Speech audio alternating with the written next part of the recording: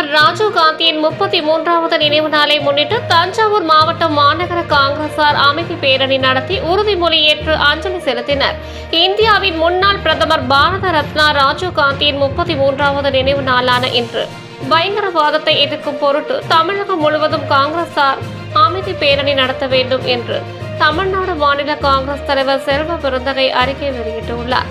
அதன் பேரில் தமிழகம் முழுவதும் இன்று காங்கிரசார் அமைதி பேரணி நடத்தினர். தஞ்சாவூர் மாநகர மாவட்ட காங்கிரஸ் கமிட்டி சார்பில் பழைய பேருந்து நிலையத்தில் இருந்து அண்ணா சாலை வழியாக கீழவாசல் காமராஜர் சிலை வரை அமைதி ஊர்வலம் நடைபெற்றது.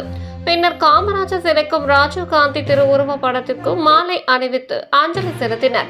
பின்னர் பயங்கரவாத எதிர்ப்பு உறுதிமொழி எடுக்கப்பட்டது. மாநகர மாவட்ட காங்கிரஸ் கமிட்டி தலைவர் பி.ஜி. ராஜேந்திரன் தலைமையில் நடைபெற்ற இந்த ஊர்வலத்தில் முன்னாள் மாவட்ட தலைவர் நாஞ்சி கி. வரதராஜன், மாநில பொதுக்குழு உறுப்பினர்கள் A. James, Vayalur S. Ramanathan, Johnson, மாநகர மாவட்ட துணைத் தலைவர் ஜி. லட்சுமி நாராயணன், பொருளாளர் ஆர். பழனியப்பன், சேவாதள தலைவர் திருஞானம், SC/ST பிரிவு குமாரசாமி, முன்னாள் நகர்மன்ற உறுப்பினர் சாந்தா ராமதாஸ், DSR சங்கர சூரியமூர்த்தி உள்ளிட்டோர் கலந்து கொண்டனர்.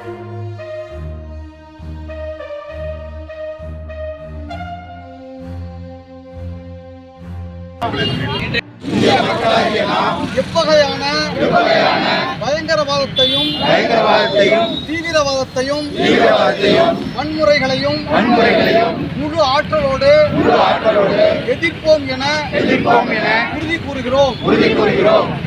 சமதர்ம சமயச்சார்பற்ற மக்களாட்சி குடியரசு ஏழை பணக்காரர் வேறுபாடின்றி கல்வி வேலைவாய்ப்பு போன்றவற்றில் பெறுவதே சமதர்மம். அரசு என்பதே சமயச்சார்பின்மை. எல்லா மக்களிடத்தும் அமைதி, சமுதாய ஒற்றுமை, மத நல்லிணக்க நல்லுணர்வு